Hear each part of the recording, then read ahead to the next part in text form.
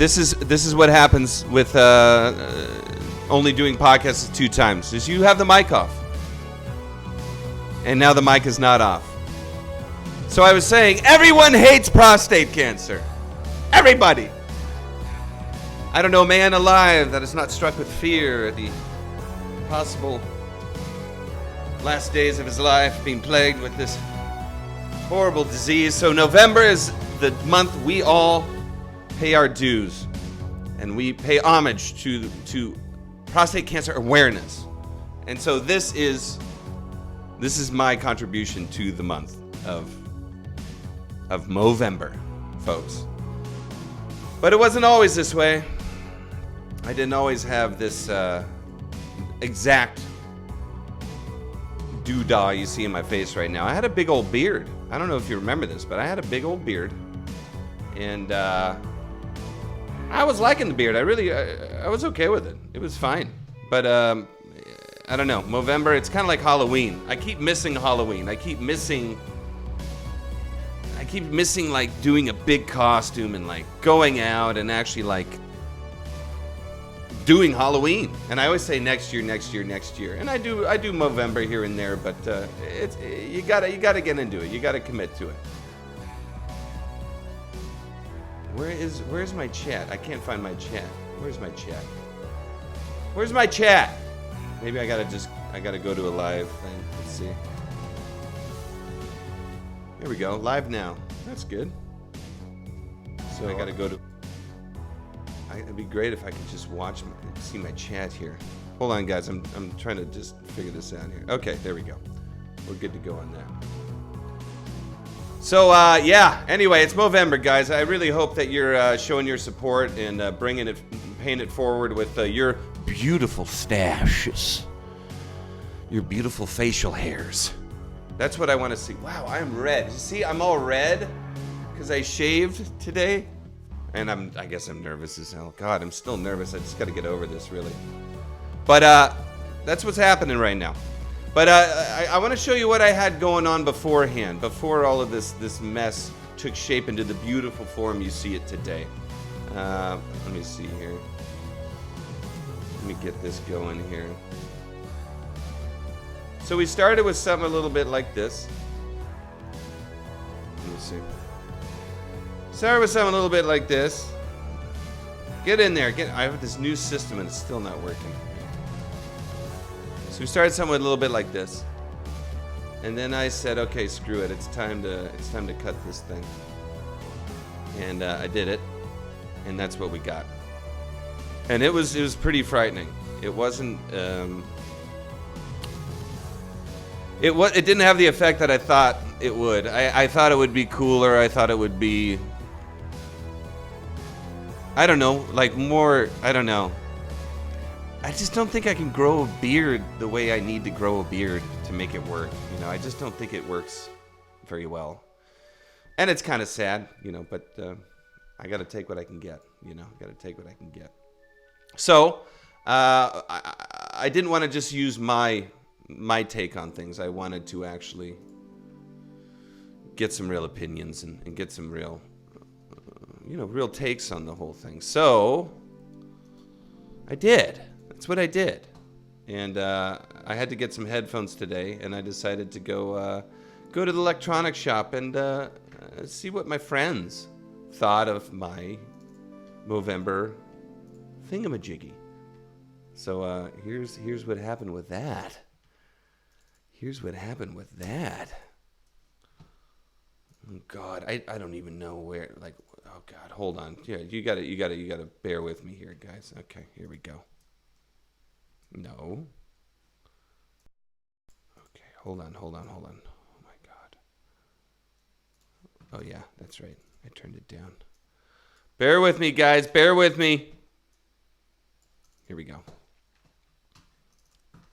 Ding ding ding ding ding ding ding ding ding ding ding ding. Hi, this is Jordan O'Leary of Jordan's Moves, and today I'm out and about getting myself a set of headphones. And in my first attempt to make a prominent Movember mustache, we're going to see what the old boys at the electronics shop think of my facial hair.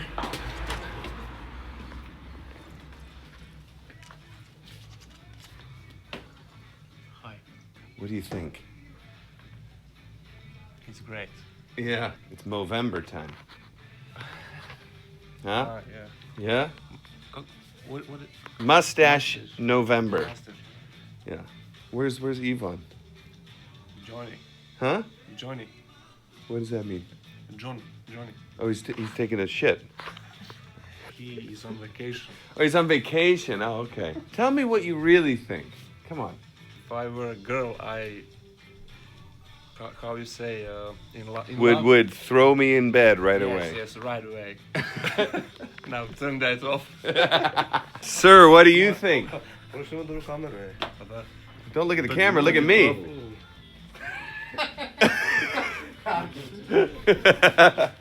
And there you have it, folks. So at that point, I kind of knew it wasn't the right thing. So here it is. You know, I hope you guys have got something going, because this is not an easy look to wear. You know, there was a gal in the store, and she gave me a look, and I said, "Don't worry." Like, she was looking at me like funny, and I said, "Don't worry, I'm gonna cut it." Like, I did it like I was kind of like a wuss, you know. I was like, "Oh, don't worry, I'm gonna cut it," you know, because I was embarrassed. And she goes, "Oh, no, I think it's great." And I say, "No, I don't think so." She says, "Well, are you American?" You know, they always know, like, right away. They always know, you know. And I say, yeah, I'm American." And she goes, "Yes, Americans do that." And I say, "Yeah, no, not really, not like this." You know. And then she left. And there you go. She was good looking too. Anyway, I'm proud of you guys. Anyone who's actually like got this going, I'm happy for you. I'm glad. Man, I got glitches all over the place. Look at how red I am. Oh my God, why am I so red? I'm not that nervous. Oh my God, is it this? I took a shot of rakia earlier because I was a little nervous, but not like red nervous. Oh my God, look at this. This is bad. That's real bad. Okay, anyway, what's going on? We just shot a little bit more of the beer episode. I'm gonna take another shot. I'm still a little nervous. I can't believe I was like so, it was so like last time. I wasn't as nervous as I was this time. And I don't take shots. Oh. This is it. You know it's good when there's no nutritional value information on the bottle whatsoever. That's how you know it's good. Okay, anyway, I'm in here. I'm digging in, man. I'm digging it in. I'm getting it done. Woo! So anyway, what's going on? You know, it seems that these days I'm thinking a lot more about my future as a person who, unfortunately, won't have a girlfriend. Yeah, it's been rough, man. It's been rough. We've been going through it. Me and the gal, we really like each other, but oh man, she's a professional here in town, and the logistics of the whole thing just very difficult. It makes the whole thing very difficult, and yeah, man, it's very possible that old Jay might be a lone wolf again. And I'm not gonna lie. It's exciting. It is exciting for me to get out there on the open road and to live by my values and virtues and principles and all that. It is tempting, but it's weird. I'm here in this country. I'm here in this place, in this town, and when you're looking forward into the future, every man has a destiny. Sometimes you question what that destiny is. sometimes things don't go as planned. And you got to get out there and you got to do it. Like last time with this whole freaking podcast, man. I almost didn't do it, but I had a really good time. I had a really good time with it. So it's like, so what do you do? You know, I think a lot of people are like stuck in what they're doing, stuck kind of in their routine and whatnot. And I felt that that's a tempting way to go. It's definitely a way to go. You can rely on it. You can plan with it. You know, you can depend on it.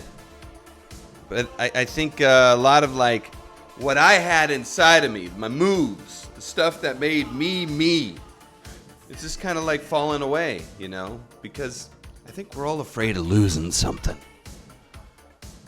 You know? I'm going to tilt this down a little bit. I think we're all afraid of losing a little something. Sometimes a man has to look at himself in the mirror.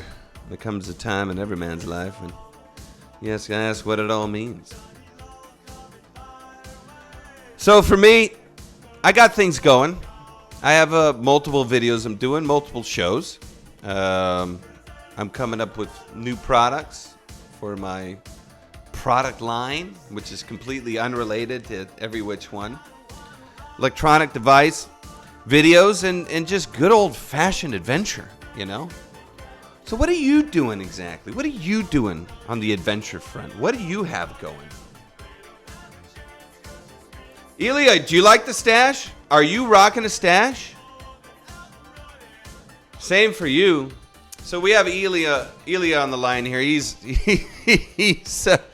tried and true friend and companion. I've met him once in my life, but sometimes you meet these guys just once, and that's it. Look at how, am I still red? I can't really see what I'm doing here. Look how red I am, Eli. I don't know why I'm so red. I think something happened when I shaved the beard or something. Or this rakia. Does rakia make you red? You're rocking full beard. It's Movember, man. Do you not care about prostate cancer? Ilya? He's a Croatian captain. Oh, man. My God, man. Like, how embarrassed am I? I'm rocking this captain's hat, and I've got an actual captain on the chat here. The gull, you know, the gull. Let's see. I'm trying to like this. Tap to connect. Okay, hold on. I got a quick connect. Here. Nah, I'm not gonna do it. Not this time. Okay.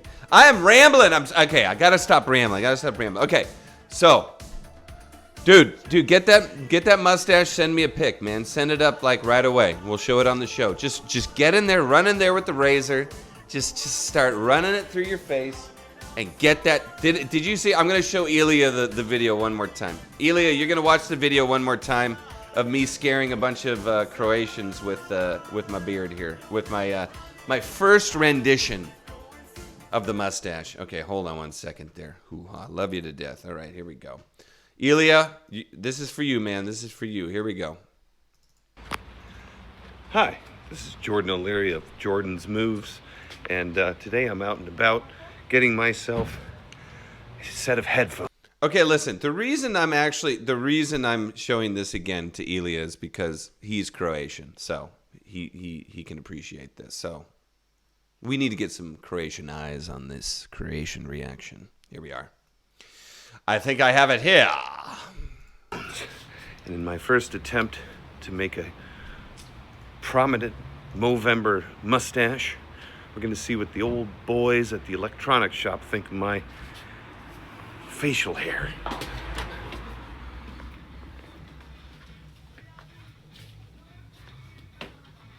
Hi. What do you think? It's great. Yeah, it's Movember time. Huh? Yeah. Yeah? What Mustache November. Mustache. Yeah. Where's Yvonne? Johnny. Huh? Johnny. What does that mean? By the way, Yvonne is the another worker there, whom I know as well. By the way, it's not like I don't know these guys. You know, it's not like I'm just rocking in there and like making them uncomfortable. I do know them. So here he is. Oh my God. Mustache November. Yeah. Where's Yvonne? Johnny. Huh? Johnny. What does that mean? Johnny. Oh, he's taking a shit. He is on vacation. Oh, he's on vacation. Oh, okay. Tell me what you really think. Come on. If I were a girl, how you say, in love? Would throw me in bed right away. Yes, right away. Now turn that off. Sir, what do you think? Don't look at the camera. Look at me. And there you have it, guys. Ilya, that was specifically for you. Specifically for you. This is the only show that you're gonna get that will play 2 clips back to back, and they're the same thing. Oh my God, I'm too nervous for this. I'm just too nervous. I don't know what happened today. I lost it today. I completely lost it today. I mean, I've got plenty of stuff to talk about. I've got plenty of stuff to show. I liked my last show. I don't know what's happening, man. I'm losing it. Yeah, no, I mean the reaction, whatever. I mean anyone would react that way, Eli. You know, let's be honest. Let's be honest. Oh my God! But I've got another. Like, I'm trying to try some things out with the show. I'm trying to try some things out. I'm not really sure how this will all work, but I'm trying segments out. So I got a couple segments that I got. And this one in particular, it's called Where's Jordan? Now, the thing is that I travel a lot. I go around to a lot of different places. I see a lot of different things.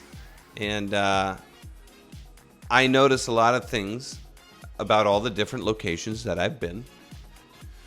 And all the kind of quirky things that these places have. And I've been in Croatia for about like 2.5 months. So, I'm kind of well versed with some of this stuff. But, I don't need to get too crazy about nothing. But there is some things that I really like really enjoy. And this is like foods and drinks and things like this. And there's something here in particular that I find very enjoyable, and it's called pee-pee. And it's an orange drink. It's an orange soda. I mean, this isn't like a big deal, but it's just an orange soda. It's like a kind of an Orangina kind of thing. But I kind of like how they have their kind of advertisement and their kind of bottling and things like this with it. And let me see here. Let's see if I can get this going here. Let's see. Holy shit. Okay. I'm going to try to cue this at the same time. And I can't even remember what song I decided to play with this one. Oh man, I can't even remember what song. Oh my God, I'm losing my mind. Oh yeah, that's right. Here we go. Okay. All right, so here we are. This is Where's Jordan? The segment. Oh my God, what am I doing?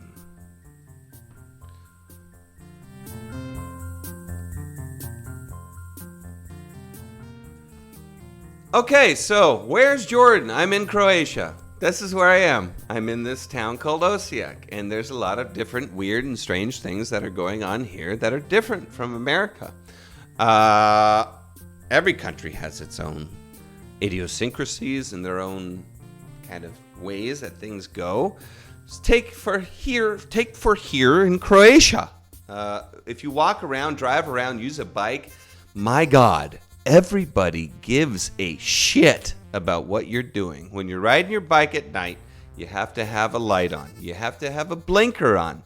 When your bike comes to a crosswalk, and the crosswalk is saying, go ahead and cross. Well, you have to get off your bike and you have to walk it across. Now I know that's common in many places, but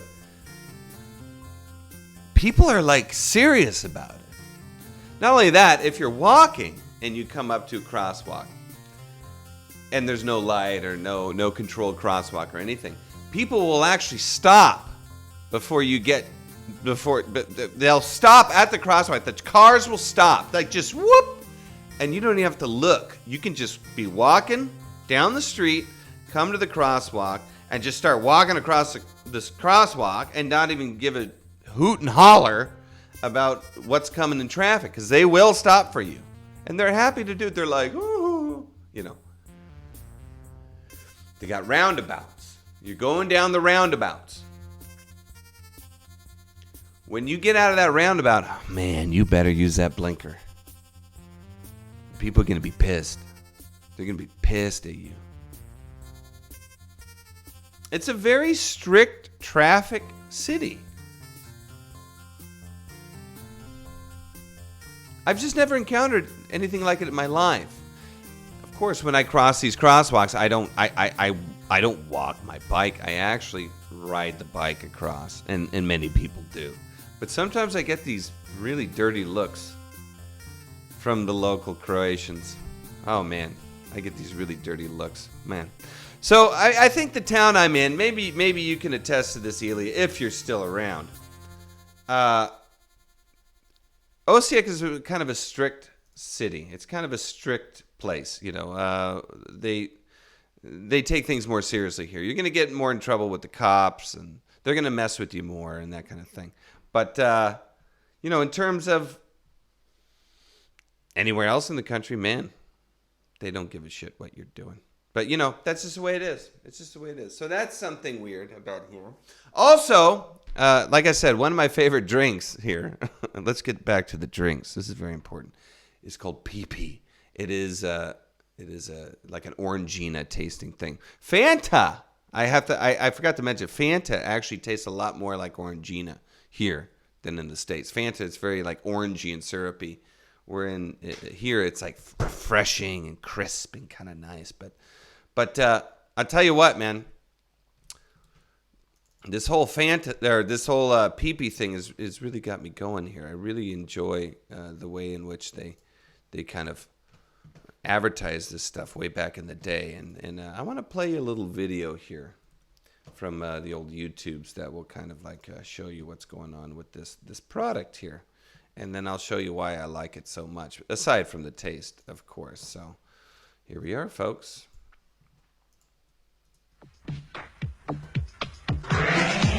Beep, beep. Toot, toot.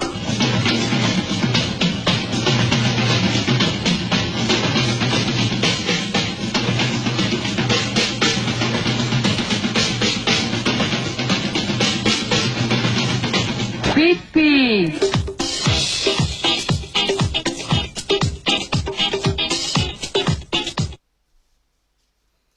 Okay, and you know, like any good commercial, it'll just cut out. You know?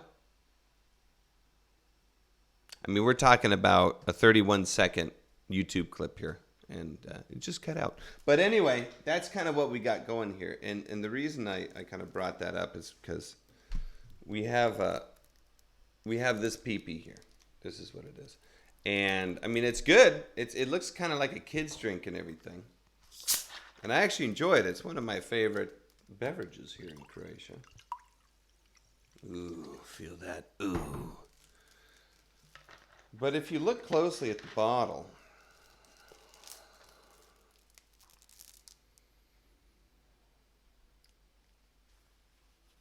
I mean, if those two oranges aren't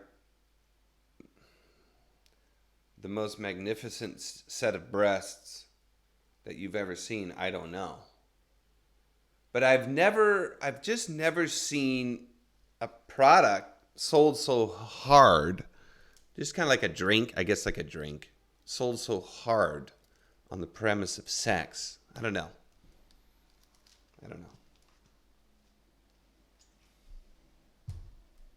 But it's good.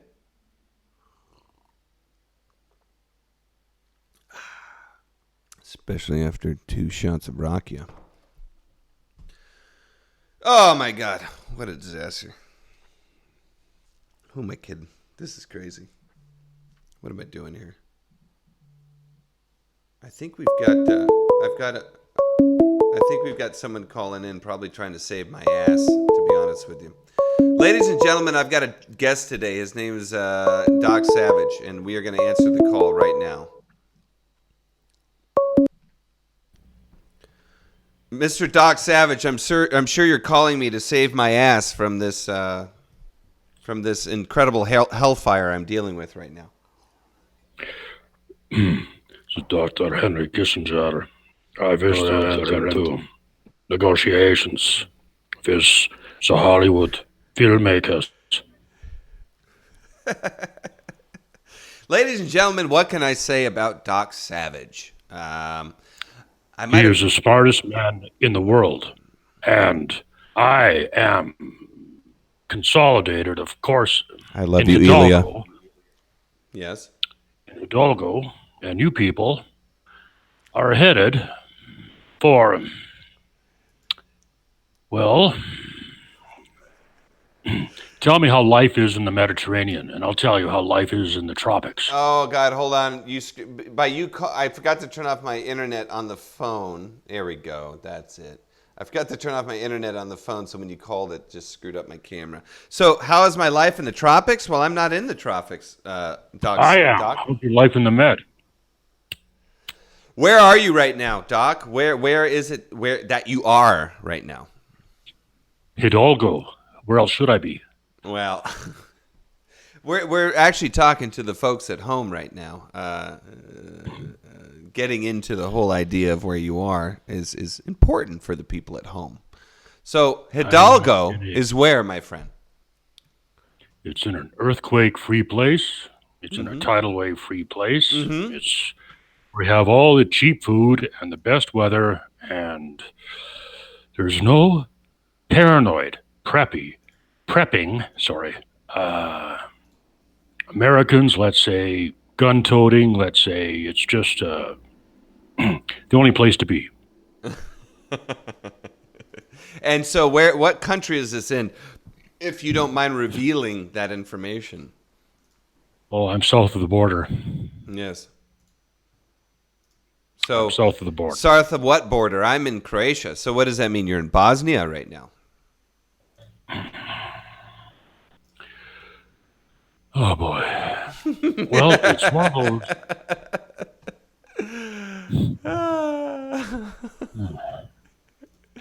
that Go on. there'll be certain signs and wonders that could bring you here when the time comes. So Doc Savage is unwilling to share his location because I think he is in somewhat, pardon me for the expression, I really don't know what I'm talking about, but in some kind of deep cover. Is that true, Doc Savage? Gratefully, yes.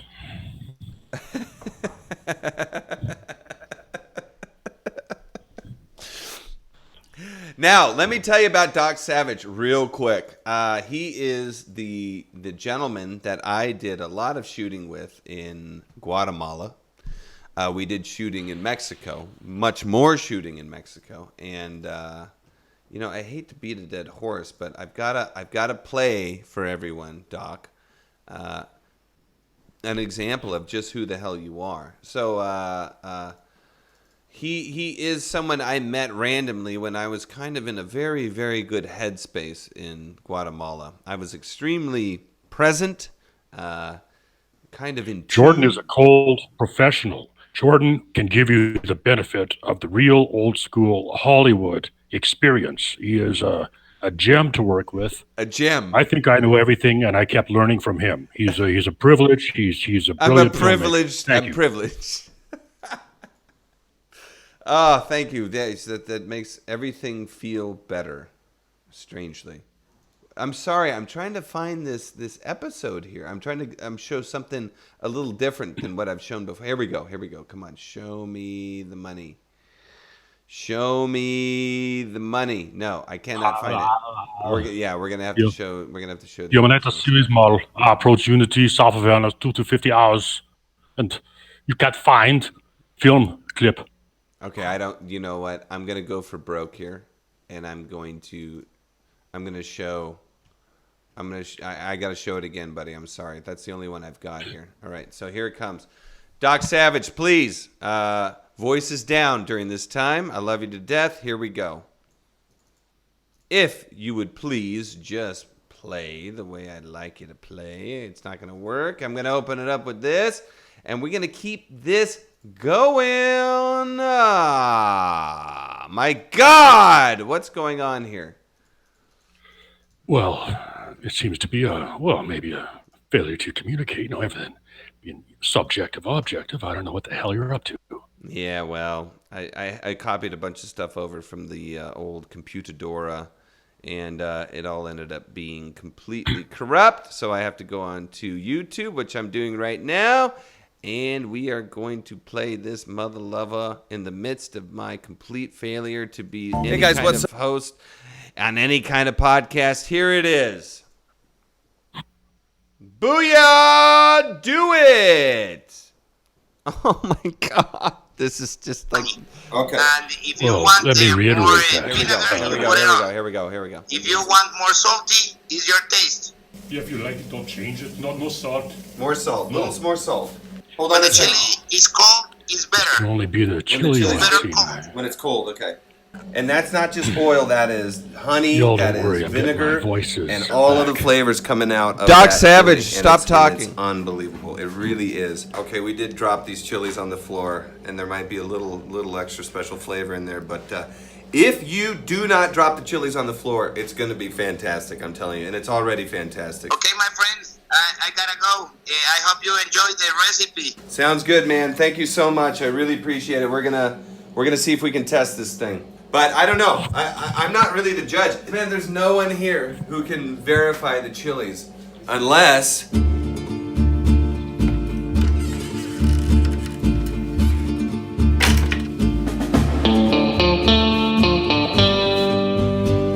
Shabba-dabba-ding. Well, what does a guy have to do around here to get a shot of chili oil? So that was a classic. Chili oil. You want a shot of chili oil? Well, it seems to me all you boys drank all the pina coladas, so I just take what I can get. Man, I'll tell you.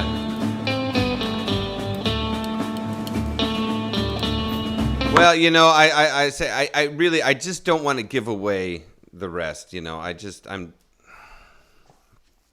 know we've shown the same clip twice, but people see that, Doc, and they really enjoy what you're doing. I have to tell you.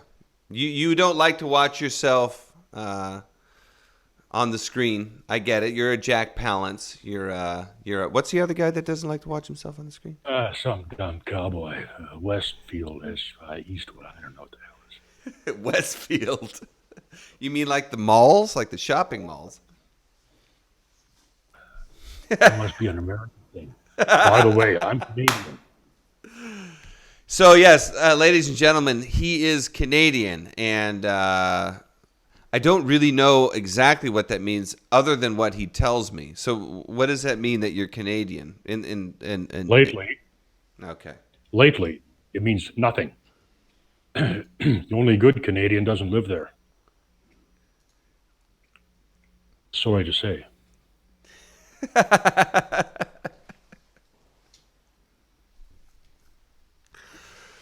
Can you elaborate? I hate to ask, but can you elaborate?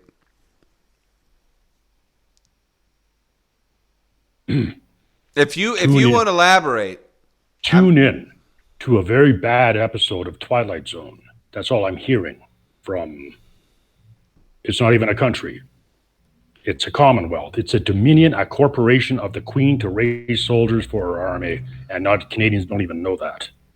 We're very wealthy, and it means nothing unless you're here, unless you're someplace fun, someplace better. Mm-hmm. And so you've evaded Canada. You have left the frontiers of basically a northern, I would say the Western Hemisphere, Siberia, and you are now. I am the greatest Canadian ambassador that ever was. Thank you. Uh-huh. Well, I don't know how else to really articulate it. And I'm pouring myself another drink, by the way. I know it's not professional, but I need it this time, man. I don't know what happened, Doc. I don't know why. This episode for me, very nervous. I got very nervous in the beginning. It's what you're doing. I was offered get something called a scorpion table. It's a Mexican ceremony. It's mezcal last night. Mexican, huh?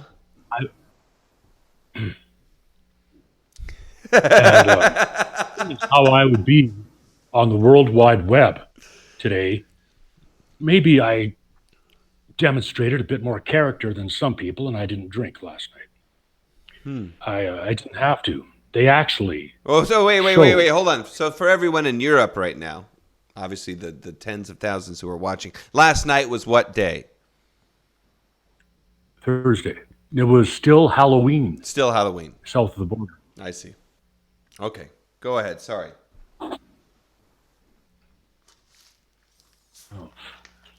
They shot up a laser show that showed this gigantic church crumbling around you. These people are obsessive compulsive about fireworks. It was like being in a war zone. Who needs drugs? Who needs well, maybe the mezcal will go on better. Go better after this interview. Thank you. Now tell me something. There's a reason you're on here. There's a reason that we're actually talking right now, and that's because we actually did some work together in Guatemala and in Mexico. But more, I think more interestingly, Mexico. Can you tell me about what we did in Mexico for the show Teach Me Damn It, which I got started in Guatemala when I came out of a lovely 7-day retreat. My mind was completely clear, and I just started banging out these episodes. Can you tell me what we did down in Mexico? We drove. We had some, in the typical Mexican efficiency, I think we had a meeting at about 4 a.m. finally in the southern parts of Mexico, in the deep south, in the jungle. And we had to drive, in other words, all the way through the mountains, through the volcanoes, through incredible, rich country, to the forbidden desert, for crying out loud. I remember when we had to go in for emergency repair at that little truck stop town. That it was a real spaghetti western. There were Mexicans there with their noses burnt off from the sun, and we went in the desert where they wouldn't even go on the hottest time of the year. After that, everything got kind of fuzzy. Now, I've been in the hottest places in the world. God knows I've been in the coldest, and too much time there. Truly, my Canadian experience was from North Canada.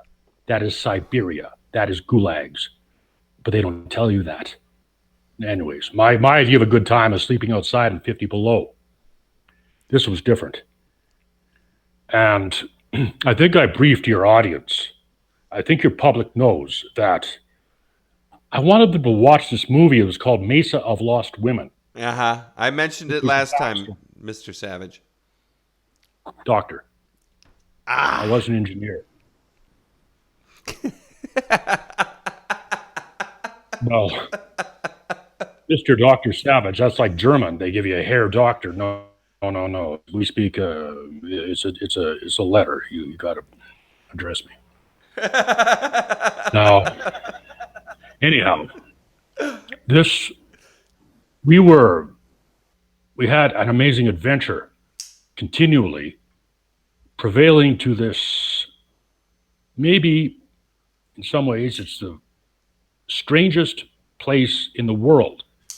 The Mexicans have got a research station in the middle of it. It's all fenced off, miles and miles of missiles diverting there, of a high preponderance of meteors landing there, of very strange people that appear out of nowhere. Yeah. We use this as the setting for a proper meteor collection documentary. which of course turned into a life and death freaking adventure. It's And very true. It is very true. This all did happen. and What were we doing there, Doc? we were in a time warp back to the 1950s, at least. Okay. We were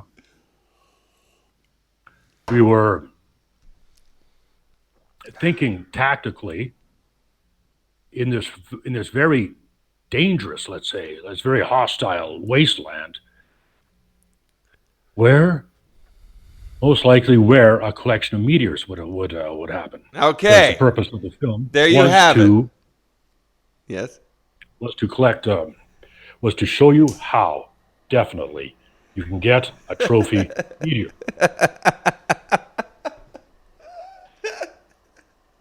Uh-huh. This is obviously the beginning of a great what's word we would use? Speculative fiction, horror fantasy, hard science fiction. Uh-huh. It was all of that and more. And our Jordan here, who is a brilliant filmmaker, and we can trust his editing to document this and present it to you properly. And I suggest that everyone watch it. So basically we were And at somehow I lived. yeah, I mean I'm sorry, Jordan. again, Somehow I lived. that is true. Doc did come very close to some bad shit over there, I will say. But we were out there looking for meteorites. We were out there shucking the ground, did very little research myself, but Doc being the expert, and he had never visited the place before. The area is called the Zone of Silence. And yes, go ahead. Oh, yes. No, you were doing fine. Uh-huh. So we're out in the Zone of Silence looking for meteors. Now, the Zone of Silence, for some reason, tell me about the lore behind the Zone of Silence, Doc. I'm not an expert in the exact history, but you have ranches there where big meteors land consistently. Why? They just do. You have a disorienting compass effects. You have no radio connection. Yeah. You're on your own. Yeah. And we could get pretty existential or trippy about some of these accounts of these very tall people appearing out of nowhere, maybe to unstick your truck, maybe to give you a bit of water or whatever. But there was nobody there. Oh, wait. The Mexicans, the locals have too much sense to venture in there. We didn't. Yeah, we got it. We actually got in there without knowing that you kind of can't go in there, right? Like it's actually a protected space that you can't just tramp in there. And we did. And there's, like you say, there's these tall people that come helping these people in the Zone of Silence who are dying of thirst and things like this. These tall people helping, giving water, speaking Spanish, right? And what color is their hair? They seem to be more attractive than the local Mexicans. I hate to say it, but we do. Did I meet one? No. Wait. No. Tell me, but what do these entities look like? Like, what are they? Are people or what? There's these people that come out of the desert and they kind of show up out of nowhere. Like if you're starving and thirsty in the desert. Understand, it was a fine line between hallucinations and what was actually happening. It was a surreal place. Yeah. So, they appear in threes. It's usually two tall men and one very pretty girl. Yeah. Go figure, who speak exactly your language. Mm-hmm. And they're blonde, right? That's right. And they're in the middle of Mexico. Right. I mean, that's middle of somewhere. We're not sure at this point, but it'll be a great documentary. Yeah, well, I mean, like you say, they seem to favor the Mexican, the locals more than the foreigners. But I swear to God, I thought it was foreigners who did it. Anyway, who cares? But yeah. But don't you think maybe that the Mexicans have a bit more kind of superstitious and they believe more in kind of this grace and this kind of angelic thing, or what? Well, as a man of science, and that is I was an engineer. I deal with applied math, and man, I could construct many things and reason out many things. And the things I see in these latitudes, even above my villa here, Yeah. I cannot figure out. I see green blotches. I see spheres, silver spheres that used to inundate Mexico City Yeah. not too many years ago. Yeah. I see classic. I'm saying this straight up. I see these classic, freaking gorgeous saucers swooping by. That's in my villa, around my villa. And the zone of silence is no man's land. It's amazing we can retain something in the can to really make a documentary of. Do you remember those couple nights we had in the zone of silence when after we got kicked out?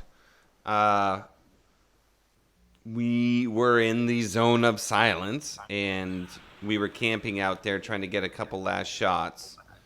And then understand what shape I was in at that time, right? It took two truckloads of local hombre grandes and the federales to escort us out. I wasn't. I just had a kind of a near-death experience. Just so there. everyone knows what what Doc being is. a dedicated One second. Just so everyone knows what happened with Doc.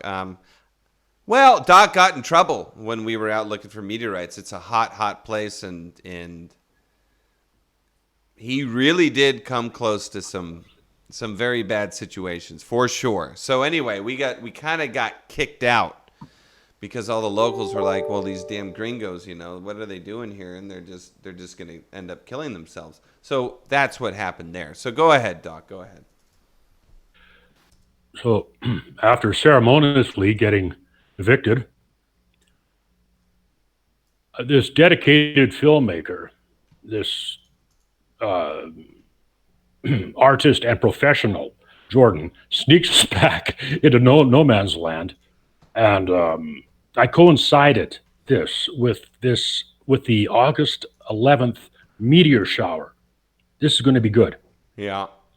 So we went by a particularly forbidden area, a mountain in the center of this desert, and we set up camp. And then the clouds came in. It's supposed to be a desert, crying out loud. This was a storm from hell. You could time the lightning coming down. It just hung there. And we were perched in a truck full of solar panels waiting to get, what's the word? Killed. Zapped? Yeah. Zapped, sorts, yeah. And it went on like that 2 nights. There's nothing. What could you do? We sat there perched in the truck getting rubber around us because we had this phenomenal lightning. We were in the middle of we were sleeping in the truck, and he would sleep out on a cot in the middle of the damn desert with no blanket, nothing. And I thought he was dumb for doing it, but I'm sorry, buddy, but he insisted on doing it.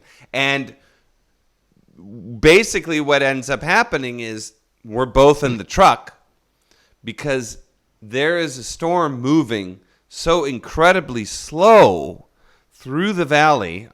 Can you call it a valley? Through the flats. And we're getting lightning. How close was the lightning to the truck?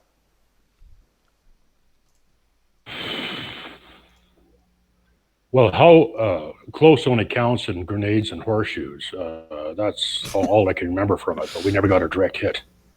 No. And I was freaked out, man. And I didn't film either. I didn't want to film during that time, but I was freaked out, dude. Like, we spent some real time together, man. Like, we were in some deep shit. You know, I've had a little bit to drink, but I'm not afraid to admit that that was scary. I was fucking scared. Pardon my language. Yes, I've got 2 words for your public here. High adventure. We did it, and it's in the can. His editing will present it to you. No, I didn't film it, dude. I was too freaked out to film it. I was too freaked out to film the shit, man. They've all seen storms before. They could use their imagination. It was a humdinger. It was a humdinger. So what are your plans, man? Like I met this guy in Croatia. I met you in Guatemala. You were just kind of like getting a feel for the land, getting a feel for the territory in Guatemala on this lake. And yeah, we ended up kind of doing our thing together. And it's one of these guys that you meet when you're traveling, you know, that's just like not attached to the homestead, not attached to the homeland, and is kind of out there moving around. So what's your deal? Like, what have you got? What do you got planned? Like, I don't mean to ask what do you have planned, but what's your kind of thing about traveling and about kind of how you live your life? How do you look at that kind of stuff? I think I'm interested in that. I'm going to have another. I see I'm getting a little drunk. I'm sorry, but I'm going to have a little drink. But go ahead. I'm interested in that. Like, what's your kind of... I never really talked to you a lot when we were... Didn't get down into it. But kind of what's your whole thing about moving around and not being in Canada? Just kind of in a general sense, you know, just kind of the adventure sense. What's your thing? Canada is headed for a civil war, and I can do more outside the country than I can inside. And I'm going to make a statement here on us. Let's say international people can be extremely valuable from our wealth of experience. Jordan is more than just a gifted filmmaker. He is objective and a Zen master. I don't know how to say this, but I had a problem with the Canadian border. I had a problem with the American border. I had a serious problem with basically my wife in New York. Jordan moderated that. It was an impossible situation, and he did a huge favor for everyone concerned. I'll always remember that. Well, thank you. I appreciate that, buddy. So do I. So what's so does she. What's your deal, man? Yeah, I mean, Doc's got a lot going on, you know. We got deep. But what's your kind of philosophy about travel and that kind of stuff? 2 words again for our public. Avoid Canada. So you're just the reason you're traveling is just to be out of Canada, just to get the hell out of Canada. I'm a smart man.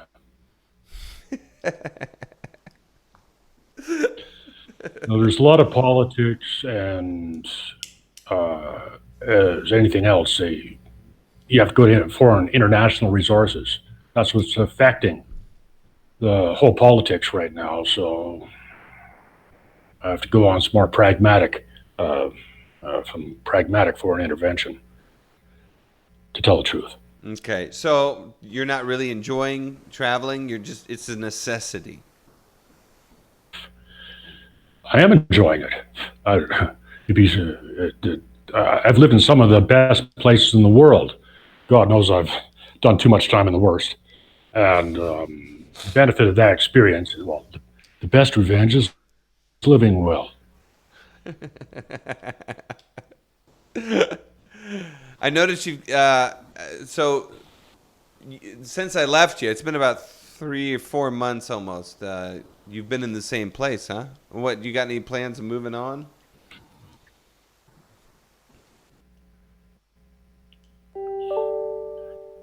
It's about as good. Actually, they're coming here. Mm-hmm. I was jet setting with the legitimate, like, international, like, James Bond crowd, if you would. Mm. Here's experience in on the south coast of Turkey, in some places in Cuba, You can't beat them. Yes, you can. So my international crowd is coming here, me for a while, and they have been. I've had, What's your deal? and You seem to be in kind of upper echelon in terms of jet setting. I don't know. Yeah, Zona de Silencio, Ilya. Sorry about that, but yeah, Zona de Silencio. You seem to be kind of in the upper echelons here of the whole social dynamic. I'm Canadian. What does that mean, Matt? Tell me, what does that mean? Well, we have a reputation of. We have a very good reputation. In other words, in Cuba years ago, I uniquely had a gazillionaire landlord on a millionaire's island off of Canada. I took possession of the Pink Palace. It's a notorious large house there, and he had uniquely a place in Cuba, several places in Cuba, and I smuggled in 14 types of high yield vegetable seeds in Cuba. They've been looking for these forever. We hardened off the seed index. I think I'm feeding half of Havana right now. I found gold. I was doing a lot of mechanical engineering work. I was a very good singer, and the damn Cubans probably built a statue of me by now. This is a Canadian. We just do all the freaking work. And banking in Turkey is not easy. Banking, real estate in Bulgaria, you likely end up getting shot. But the adventures and the experience I had there was pure James Bond stuff. And it goes on. The story continues right now, and I'm in ostensibly the healthiest place in the world right now. I mean, I'm in fantastic shape. No gray hair. I'm 60 years old. I don't want to get old, people. I know how not to. Please make some sense of what I just said. No. That's what I mean, man. You're a dying breed, you know. It was a few times. He is something. He is something that I remember you were in Guatemala and you were pretty pissed off at the situation, and you weren't in the best mood. I remember, and you came to this coffee place every morning. But I knew to God that you'd be something in front of that camera. I knew it. And I could be very. You can be what? I'm very well. It's like being several movie stars. Like Brando says, a man could be a husband for 200 years and still not know who his wife is. But is the experience, yeah. Point, counterpoint, yeah. From here to there, yeah. It's macho insight, yeah. It's a 1,000-yard stare by any other point, yeah. Feel a macho thing. Northern Canada is like nothing else. You are a god. Yeah. Macho man. Did you see that ghost, that space ghost coast to coast I sent you? Yes. Yeah, you saw it? Oh, I want to play it real quick for everybody here. I want to play that shit. I like Randy Savage, and I also like Space Ghost. And what can I say, man? We found the perfect. Randy Savage was Space Ghost Grandpa. Well, what in real life, huh? Who might argue? Listen to me first. That is. All right, here we go. Following me, Space Boy? Who you calling boy? Yeah, that's right. Muscle Boy. Show him your awesome deltoids, Tadville. Like this, Grandpa? Flex it out for us, spaceman. Are they inflatable? They look fake. Tag out, Taddy. I want to taste some zombie meat. Please, Grandpa, I can handle this myself. You're a sad, pathetic man.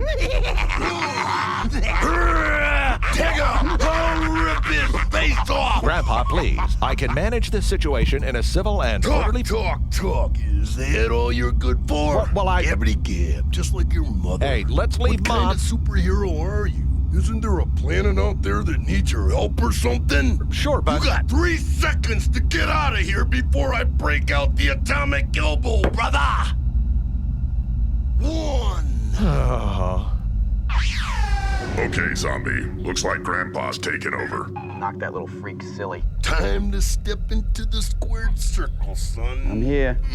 Make your move. Welcome to Leonard Coastal's Twilight Zone, yeah! You're dead. Nobody wants you anymore. Your time's up. No, your time's up. Dig, nabbit. You're shooting blanks, Grandpa. Shut your pie hole, blip. Why, 20 years ago, I would have put your head in a half Nelson, twisted it around, saying each letter of the alphabet on every turn, and when I reached the first letter of my true love's name, that would be the lovely Elizabeth, I would yank your head clean off and roll it down the pike like a bowling ball. Okay. All right, here we go. What are we doing? Well, there you have it. My goodness gracious. I imagine, Doc, you couldn't hear a damned word of any of that stuff, eh? It's like this. Up until an accident in Canada a year ago, I was a bodybuilder. I was actually up for Grandmaster Mr. Alberta. I was actually going to go as Space Ghost to Halloween. And he's buff. I've lost a lot of buff. Yeah, I lost a lot of weight. But what my bad mood that you were had to do with wife and kids in New York.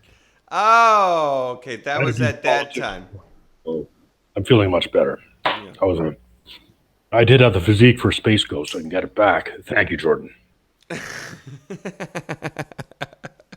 What can I say? Women problems can kill a man. Oh, I just came up with an amazing quote. I said, a man must find his own strength. And then a woman can make that strength more, or it can ruin that strength. What do you think about that? A man must find his own strength. And then a woman can make that strength even greater, or she can put it in the ground. Beyond that, to be truly married to someone is something you might complain about, not brag about. It's bigger than you are. I don't care who you are. Being truly married to somebody is a rare thing. And again, two words for your audience: high adventure, or divinity or something. But my strength is coming back, and it was epic. But I want to ask you a question. I'm really asking this. I'm having trouble with the lady. I'm having trouble with, in my own life, the whole reason I'm here, the whole purpose of me being here. It's been about a year and a half of kind of serious intention and that kind of thing. And as we all really wish for the best, and we all want it to work, but kind of everything in it is just kind of making it not work. Does a man need a woman? Doc Savage. Does a man need a woman? You will run off your rails if you don't. How's that? It's the way it is. It's the way it is. In America, I'm close with some of the most spectacular women in your country. Absolute geniuses. Absolute sex pots. 1 in a million or beyond. And they said one thing to me: you got to complete the circle sooner or later. So, being truly married is a rare thing. Many people never achieve it. And it's yin and yang, is creation, destruction, continually. And you got to know God. You got to know the universe. You got to get the answers to certain questions. And you can outcool it. You can outthink it. No, you can't. And it's about culture too. You're part of the world. Like my country is hostile. Friendly Canadians are not. They're cold. They're brain dead. They're arbitrary. They're bizarro world of United States or any other country. And you're a smart man if you felt like you're Southern California, where you're the big, handsome, rich movie producer, and they're not good enough for you. You get on your passport. You get on that international flight, and you go to an old culture which loves you more than you know. You're a very fortunate man. You're talking about me. Sure. So I'm a fortunate man because You're in a good place and you're supported, whether you know it or not. So what are you saying, man?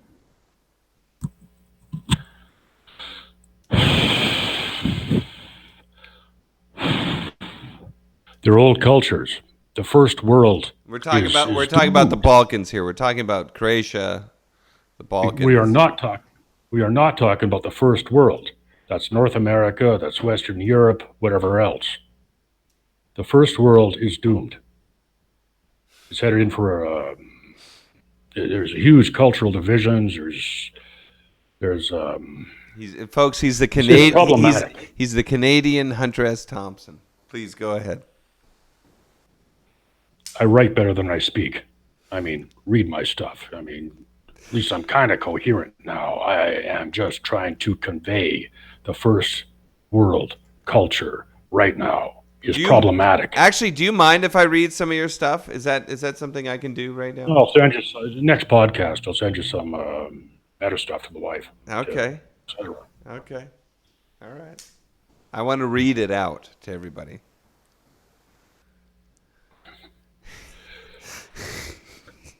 I honestly believe that.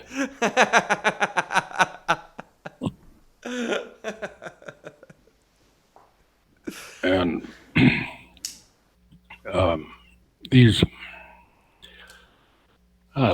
the Balkans, I tell you, you go to Bulgaria, you go to the Black Sea, you'll find places and things in the Carpathians you can't imagine. Yeah. Yeah. Yeah. I'm not going to talk about them right now. No one will believe it. Yeah. Well, what's the biggest... Maybe the Balkan. Can I ask you... Maybe the Croatians know what I'm talking about. I don't know. I really don't know. You know, it actually seems... It seems like there's not a lot of... there's funny superstitions here. There's superstitions here that the Croatians here, they're worried about if a window's open in two sides of the house and there's some kind of wind flowing through the house. They refer to as a draft.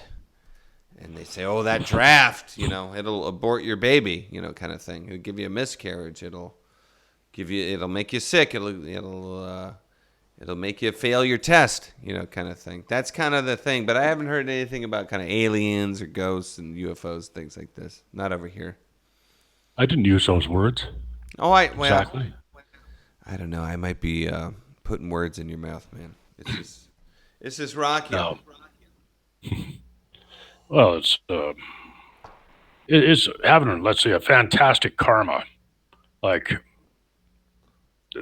things become apparent to you, and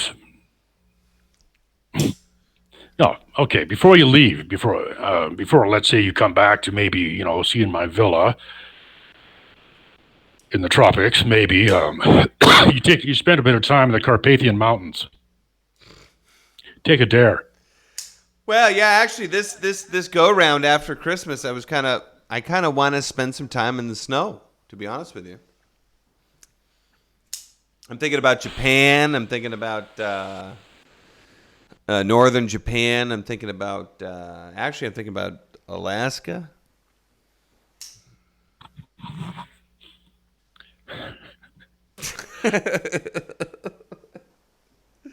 You got that We look. don't hunt dogman in this decade because it's easy. We do it because it's hard.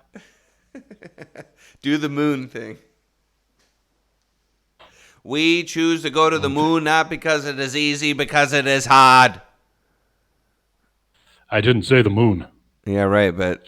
So anyway, pursuant to your trip to the Carpathians, spend a long time in the woods at night.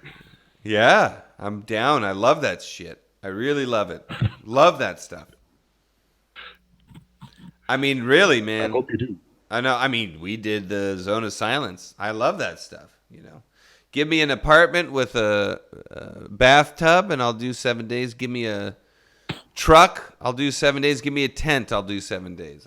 Get me out there. I'm not going to do a cot with no blanket out in the mountains like you, Mr.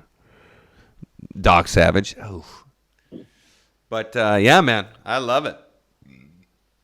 It refused, like, because that's what I'm saying though. Like, why can't I will remember you said that. Yeah, got that? Yes. Carpathians, little towns. Well, what are you get gonna on? do? Get in there. Well, what are you gonna do? Let me look up the Carpathians. I'm gonna look up the Carpathians right now. Look up the Carpathians right now. Let me move it out of here. Carpathians. All I know about the Carpathians is from Ghostbusters 2. Oh, you're talking about like Romania. Okay. So I'm covering your Romania, face. through Transylvania, down to Bulgaria, up through Harz Mountains, close in Germany. Uh-huh. It's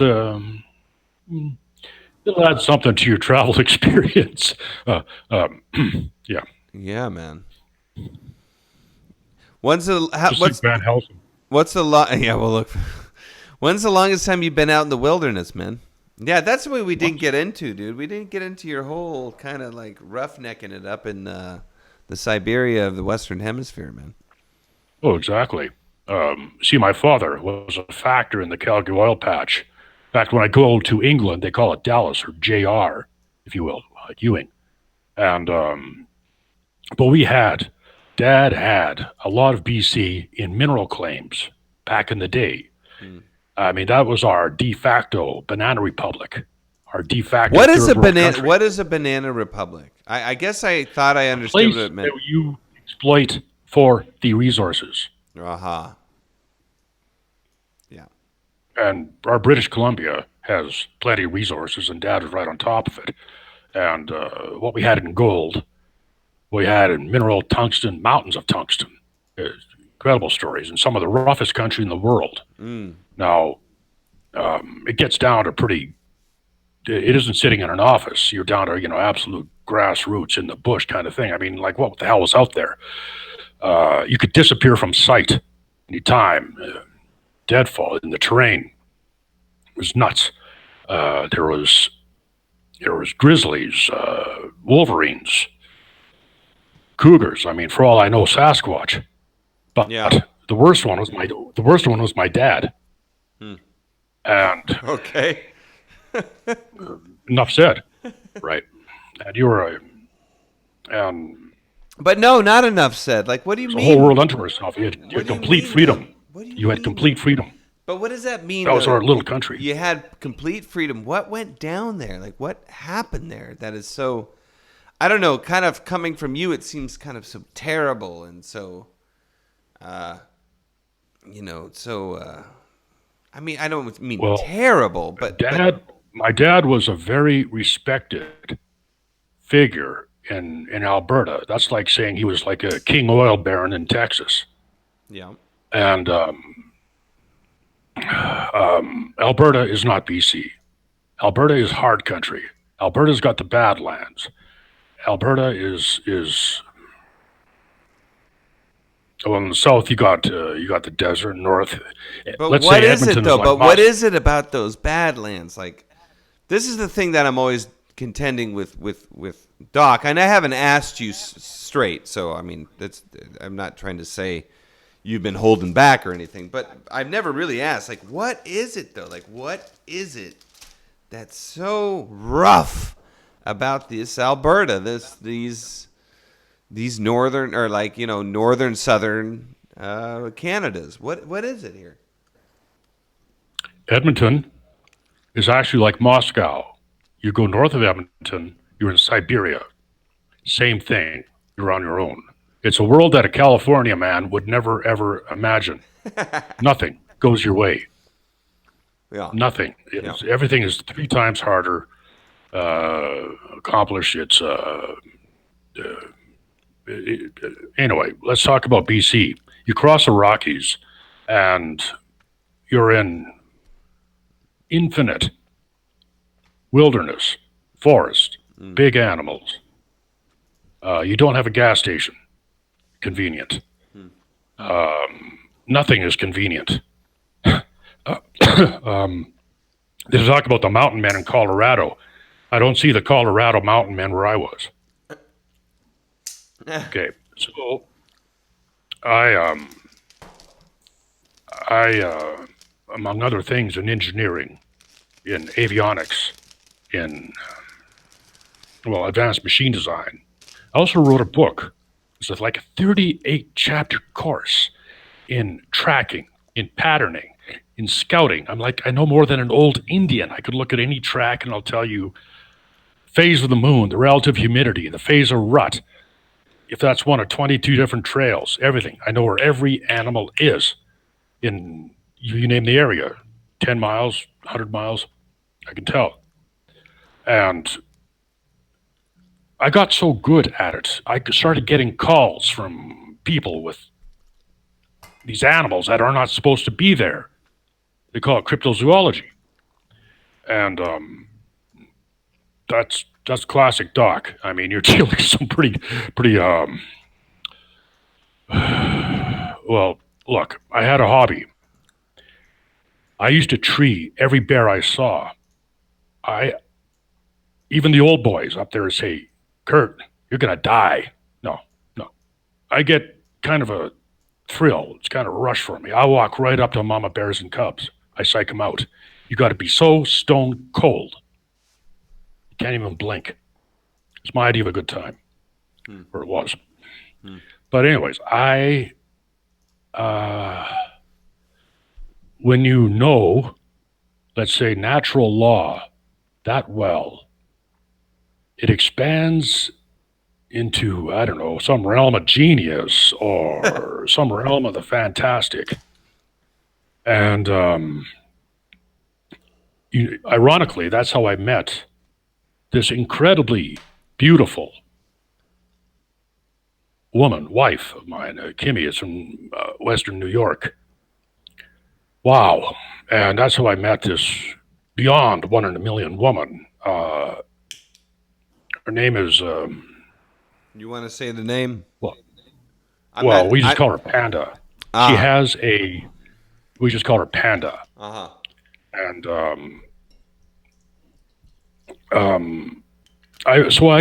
after we got close, I got calls from all over the world, from your real jet setters, your real snobs. They said things like, Curtis, well, I'm not surprised that she proposed to you, but we're surprised she talks to anyone in the first place. So you're saying that she asked you to take her... Actually, I didn't know that. I heard what you said, but I didn't get this. She asked you to take your hand in marriage. I could name drop fantastic names of proposed marriages or affiliations of you. The world. Of you, and I don't know. The line of demarcation, is go public.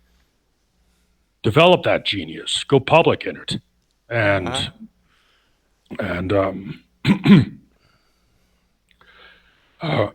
you're.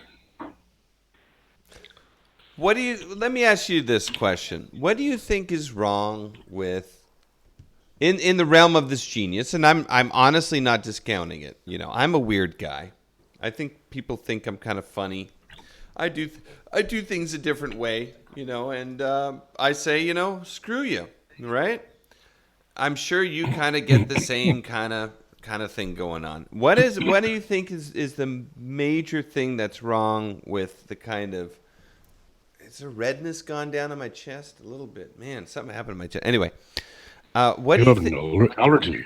I think I had some kind of allergy or something like mixed with nervousness, but I wasn't that nervous, but I just got red as hell. It's probably because of a shot. I probably took the shot. Anyway, what do you think is wrong with like your typical Joe or kind of someone you're trying to explain something to, and they're just like, what the I'm hell? from Canada. There's something hideously wrong with everybody there. They just don't know it. Right, but I mean, but from a real perspective here, like a practical perspective, like what is it that is people just are not willing to see, or they're just failing to understand, and what is it they want to get but they don't get it, or what is it they don't want to get but they do get it? I hope you understand what I mean there. Do you know what I'm saying? Sure. They just don't have a real divine connection, basically. And churches, for example, well, their cornerstone of the church is the demonic, is himself. Without a figurehead like the demonic or the dark side or all that is negative, they couldn't exist. Whereas, let's look at old cultures again. Let's look at maybe the Hindus. That is a very competitive blood culture for 6,000 years. Hindus, right?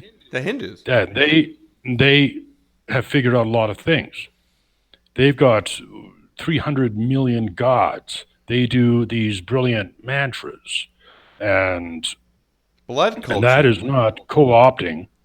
That is not co-opting anything that you might have, any guilt spiral, anything brainwashing you might have from your own culture. Explore. You're surrounded by 300 million gods, for crying out loud, and that really, let's say, gets rid of you. That puts your own culture into perspective, or Okay. your wherewithal, your background. Okay, yeah.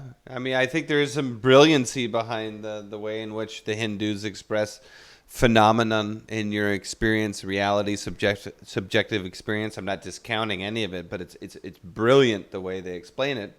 But you were saying their blood. What was it? A blood something? What did you say? Yeah, I'd say your Indians were subjects of a very competitive, ruthless culture for 6,000 years, and the benefit of that is, they had to figure out things, do things the right way.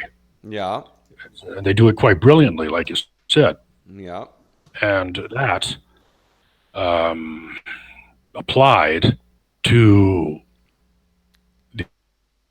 would get rid. Your question was how to look at yourself objectively, how to get into the divine, how to like that. Well, you gotta, nothing new under the sun. You just go to the people who have been there and get the benefit of this, and basically God, what you're looking for is a light, is a divine light, and the Bible isn't holy. It's a science book. Yeah. Of psychology, of astronomy, of astrology, and that's all it is. And it's montaged in a bunch of fairy tales. It's not a holy book. It's actually quite an analytical text. Mm-hmm. And most people cannot see that. They get, the church puts them into this guilt spiral of God knows what. Let's say into a guilt spiral, but God is a light particle. God is a photon. He gave his son. That's an ion. That's a photon from a light particle, which gives you an angle of light. And interesting.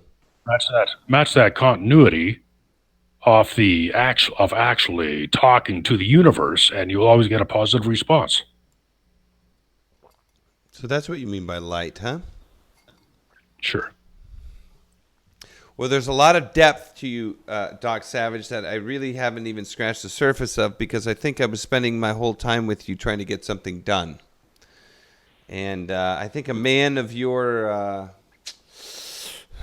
disposition, for lack of a better word, is somewhere outside of the mundane world of responsibility in terms of the concept of getting something done. And it's been quite interesting talking to you. I will be honest with you. It's something I didn't get out there in the desert with you. Well, we were kind of technically oriented there. I think our equipment was one camera and a drone, and we had you managed to shoot three amazing documentaries with that equipment. So I just let you take care of your equipment. I didn't want to mess it up for you. Okay. Well, Doc, I got to tell you, it's been a pleasure. I think it's something. I think we've opened something here that we could definitely get deeper into. Certainly, when I have a better foresight and a better how do you say? I'm able to deal with this whole podcast thing better. But there's a lot I want to get into with you. There's a lot I want to like. There's a lot I would like you to share with everyone, because I think you have a very unique outlook on things, and it doesn't have to be all agreeable with everyone. I really think that you're. I think we should do another documentary on pyramids here, and they're uncovering one with not only a city under it, but it's like the largest pyramid, ever uncovered lately. It's huge. And even the Aztec parades. You haven't lived till you've seen an Aztec parade. This is a blood culture. They do them at nighttime. There's dances and this costume. You have to see to believe. But they've updated it. They actually put these like saucer things over drones, and they're like, I don't think they're from around here. But it's photogenic as hell, and it's endlessly. You could weave any sort of plot, any sort of documentary through it. I have to be honest with you. I look at you as a kind of bridge between. I don't know. This is just me. Maybe I'm just kind of a funny, strange guy, but I look at you as a kind of bridge between your normal man and your man who is way far out there. You're like kind of right in the middle, joining the two, like it's like hey, don't discount all the crazy shit out there, right? But let's bring it home and boil it down into something that's comprehensible. That's kind of how I see. Okay, I'll articulate that for you. No. Okay. The old boys, as I was saying, the old boys have been calling me Doc Savage for decades. One day I found out why. So I'll leave you and your audience with this. Go look up, Google or YouTube up Doc Savage covers. Like I said, I didn't name myself. This was a product of older and wiser men than me at the time. Covers, like and the books. You find it very entertaining. The books, is that what you're saying? The covers? Yeah, the whole series of books. Yeah. Particularly with the Bama cover art. Yeah. I did say the Bama cover art in the 60s. You'll really enjoy it. Yeah. Well, good, man. Yeah, there's a lot to delve in here, buddy. And I'm not telling you I believe everything you're saying. I'm not telling you that I understand everything you're saying, but you are a very interesting person, and God damn it, you do well in front of the camera, I must say. So God bless you, sir. You are, like I say, you're a dying breed. Well, we scratched the surface. I didn't want to leave you with something heavy. I was going to say, like, a photon lives forever. And that's exactly what you got to think, because getting old, sick, painful, dying just isn't right. And I don't know what my heavy message is with that, but that's heavy. Death has been pretty apparent to me for the past year, and I just don't want to. There are just better ways to go. Oh, sure. I mean, it sounds really bizarre. If you're gonna get into it now, folks. I've had a hard year. Just cut me some slack here. I feel a lot better now. What are you talking Thanks for all about? your help. Some slack. You're doing great, Doc. I thank you very much, and I'll have you on real soon, man. I appreciate it, and like I say. You're one of the last, my friend. You're one of the last. You do well to keep up some of the mannerisms that old Doc Savage has got. Thank you for coming on the show, sir. Well, who's going to say goodbye to you now? Well, it's Connery, Sean Connery. I don't know. Oh, we haven't even touched. We haven't even gotten into the upper crust of the talent that this man has, and we will definitely be bringing that to you later. Yeah. It's fantastic. It's fantastic. But maybe next show I'll take off my shirt. Haha. Yeah, perfect. I think that would perfect. That would be exactly what we need. It actually helps be actually Austrian roots. I remember you right before we met in Mexico. You were hitting that gym, so get in there, buddy, and let's see them pecs. Let's see them pecs. Problem. Yeah, let's do it, man. All right, my friend. Do it. Thank you, my friend. Do it. Come on, do it. All right, there he goes, everyone. Holy God, my man. Old Doc Savage, what can I say? We had some adventures together. We had some weird times together. And that is all what's coming in the untitled, well, not the untitled. I'm a little buzzed right now. Actually, I've been drinking this stuff all night. This guy. I see little hunks of glass in there. You see there's little hunks of glass? See those little dots there? That's because I broke the glass and I don't want to drink the glass, but I'm telling you, this guy is one in a million. You either love him or you hate him. And for me, I got a taste of both. But man, the moment I step away from this guy, I miss him more than my next breath. Well, what can I say, man? I think this nervous, wrecked, screwed up show has run its course, and we're going to give it a try next time. What can I say, man? This is new territory for me. But I appreciate everyone who's here. I appreciate everyone who's watching. And we're going to come back at you next week. Tuesdays and Fridays for now. That's the best I can do for you. And for now, I say thank you very much. Go ahead and, let me know that you want to see some more. Show your interest. Show your patronage without a Patreon account. Because I got to do what I can. Everyone, thank you for participating in Movember. Thank you for participating in the show. And for now, I must say goodbye. And thank you very much. Happy Halloween, and you take care. I like your moves. Let's do it. It's emotion that runs with T1000.